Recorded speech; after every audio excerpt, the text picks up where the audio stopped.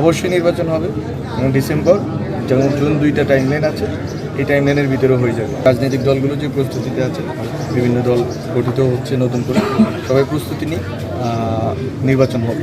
জনগণের যে ইচ্ছার প্রকাশ জনগণ বারবার ঘটাচ্ছে যে আওয়ামী লীগ নিষিদ্ধ।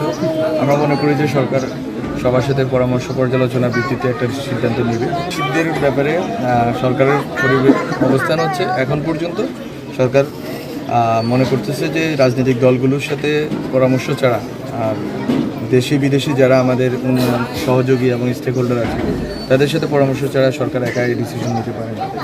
এবং জনগণের যে ইচ্ছার প্রকাশ জনগণ বারবার ঘটাচ্ছে যে আওয়ামী লীগ নিষিদ্ধ। আমরা মনে করি যে সরকার সবার সাথে পরামর্শ পর্যালোচনার ভিত্তিতে একটা সিদ্ধান্ত নেবে।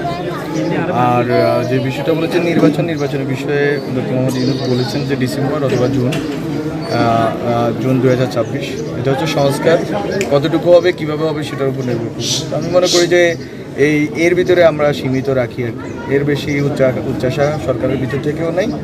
আর এটা নিয়ে ধোয়াশারও কিছু নেই যে কবে নির্বাচন হবে, নির্বাচন দিবে কি দিবে না সরকার। অবশ্যই নির্বাচন হবে এবং ডিসেম্বর যেমন জুন দুইটা টাইমলাইন আছে, এই টাইমলাইনের ভিতরে হয়ে যাবে। এটা একেবারে এই কথার বাইরে হয়তো সরকার যাবে না।